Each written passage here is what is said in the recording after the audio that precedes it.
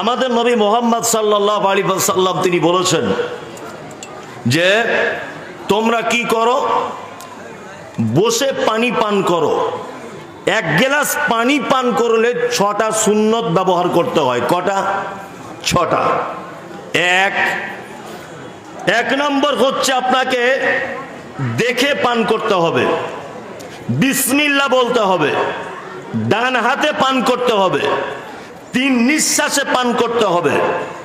আর পান করা হয়ে গেলে আপনাকে বলতে হবে আলহামদুলিল্লাহ। এটা হচ্ছে সুন্নত। কি বলছে বুঝতে পারছেন না?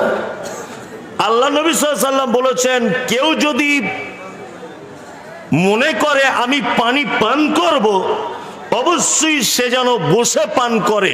এটা হাদিসে আছে না নেই? আছে, আছে। কেন দাঁড়িয়ে পানি পান করলে ক্ষতি কি? আল্লাহু আকবার। আজকে আমি মোবাইলে একটা ওয়েবসাইটে গিয়ে দেখছিলাম যে দাঁড়িয়ে পানি পান করলে ক্ষতি কি আর বসে পানি পান করলে উপকার কি। একটা বৈজ্ঞানিক তথ্য আপনাদের সামনে উপস্থাপন করছি, দেখুন তো উপস্থাপনটা আপনার কাছে ভালো মনে হচ্ছে কিনা। একটা মানুষের দেহের ভিতরে সে যখন পানিটা পান করে দাঁড়িয়ে, চায়ের দোকানে বা বাড়িতে দেখবেন মেয়েরা চা করার পরে ছাঁকনি দিয়ে চাটাকে ছেঁকে নেয়, নেয় না? আমাদের ওখানে ছাঁকনি বলে, আপনাদের কি বলে? ছাঁকনা। ছাঁকনা। ওই ছাঁকনাতে ছেঁকে নেয়, কারণ যাতে চায়ের দানাগুলো বা ময়লাগুলো কাপে পড়ে না যায়, তাই না? ঠিক তেমন আল্লাহ সুবহানাহু ওয়া তাআলা মানুষের দেহকে সুস্থ রাখার জন্য আমরা যেমন দুনিয়াতে ফিল্টার পানি ব্যবহার করি, বাড়িতে ফিল্টার মেশিন বসাই না, আল্লাহ সুবহানাহু ওয়া তাআলা মানুষকে সুস্থ রাখার জন্য এর ভিতরে একটা ফিল্টার মেশিন বসিয়ে দিয়েছেন। একটা বান্দা যখন দাঁড়িয়ে পান করে, মেশিনটা এমন সিস্টেমে বসানো হয়েছে, ডাক্তার বাবুরা বলছেন যে ও দাঁড়িয়ে পান করলে মেশিনটা বন্ধ থাকে এরকম। আর ও যদি বসে পান করে তাহলে ফিল্টার মেশিনটা এইভাবে আস্তে আস্তে আস্তে আস্তে খুলে যায়। আর ও যখন পানিটা পান করে পাকস্থলীতে যাবার আগে পানি সর্বপ্রথম ফিল্টারে পৌঁছায়, ফিল্টারে পানিটা শোধন করে এবং তার ভিতরে কোনো আবর্জনা আছে কিনা ওইটাকে ভালো করে ছেঁকে নিয়ে তবে তার পাকস্থলীতে হিট করা হয়। আর একটা মানুষ যদি দাঁড়িয়ে যদি পানি পান করে তাহলে বলছে ফিল্টার বন্ধ থাকবে, পানিটা পরিষ্কার হবে না, ডাইরেক্ট গিয়ে তার পাকস্থলীতে হিট করবে। আর ময়লা আবর্জনাগুলো কি করবে না, রক্ত যে শিরা উপশিরাতে মানে চলছে, এই শিরা উপশিরাগুলো ভিতরে ওই ময়লাগুলো ঢুকে যাবে। আর এখানে যদি ঢুকতে চান্স না পায় তাহলে তার কিডনিতে একটা স্পট পড়ে যাবে তাতে। আচ্ছা বলুন, হযরত মুহাম্মদ সাল্লাল্লাহু আলাইহি ওয়াসাল্লাম আজ থেকে 1500 বছর পৃথিবীর আগে এসেছেন, 1500 বছর আগে তিনি এসেছেন, তিনি যে বলেছেন বসে পানি পান করতে হবে, আজ 2023 সালের বিজ্ঞানীরা এই তথ্য গবেষণা করে আপনাদের সামনে আমাদের সামনে পেশ করছে যে মুহাম্মদ সাল্লাল্লাহু আলাইহি ওয়াসাল্লাম যা বলেছেন সম্পূর্ণটাই সঠিক এবং ঠিক। আল্লাহু আকবার। নাম্বার 2, আল্লাহ নবী সাল্লাল্লাহু আলাইহি ওয়াসাল্লাম বলেছেন গাঁটের নিচে কাপড় ব্যবহার করা যাবে কি না। এই গাঁটের নিচে কাপড়, এই যে প্যান্ট, শার্ট, আপনার প্যান্ট, পায়জামা বা আপনার লেগিংস, যা কিছু বলেন, মেয়েদের আলাদা, ছেলেদের আলাদা। যদি কেউ ইচ্ছাকৃত অহংকারের ছলে যদি সে গাঁটের নিচে কাপড় ঝুলিয়ে পড়ে তাহলে এই পা কোথায় যাবে? কোথায় বলুন? জাহান্নাম। আচ্ছা, একটা লোক সুদ খায়, এগুলো কোনোদিন ভেবেছেন? আমি বেশি হাদিস কোরআন জানি না, বলতেও পারবো না।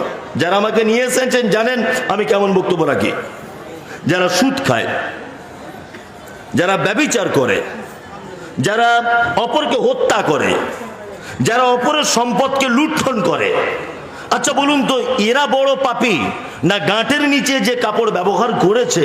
হযরত মুহাম্মদ সাল্লাল্লাহু আলাইহি ওয়াসাল্লাম এই লোকটার ব্যাপারে যত কঠিন কথা বলেছেন, অন্যান্য লোকের ব্যাপারে সাধারণ কোন পাপের ব্যাপারে এত বড় কথা বলেছেন না। সাধারণ পাপ ব্যভিচার এত মারাত্মক বড় পাপ, কিন্তু সাধারণ ছোটখাটো পাপের ভিতরে আল্লাহ নবী সাল্লাল্লাহু আলাইহি ওয়াসাল্লাম বলেছেন, ইচ্ছাকৃত যদি কেউ তার কাপড় গাঁটের নিচে দিয়ে যদি পড়ে, তাহলে তার পা কোথায় থাকবে?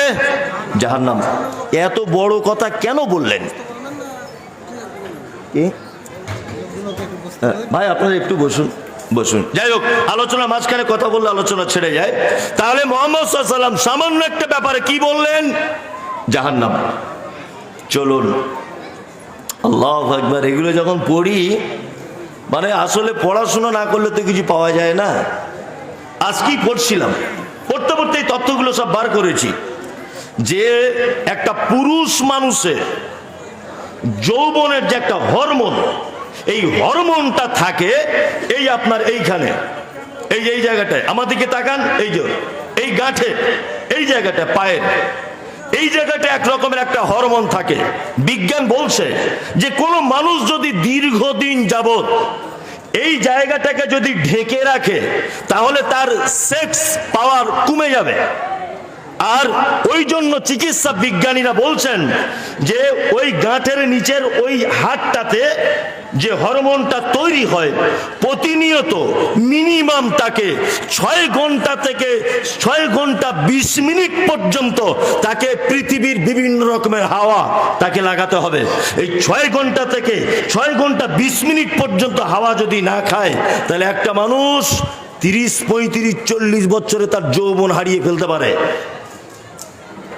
কি 4টিখানে বড় বৈজ্ঞানিক ছিলেন মুহাম্মদ সাল্লাল্লাহু আলাইহি ওয়াসাল্লাম? ছিলেন কি ছিলেন না বলুন? আল্লাহু আকবার। আল্লাহ তাআলা নবী পবিত্র আল কোরআনে বলছেন, কি বলছেন? আল্লাহ তাআলা বলছেন, ফানকিহু মা তাবা লাকুম মিনান নিসা মাসনা ওয়া সুলাসা ওয়া রুবা ফাইন খিফতুম আল্লা তাদিলু ফাওয়াহিদাতান।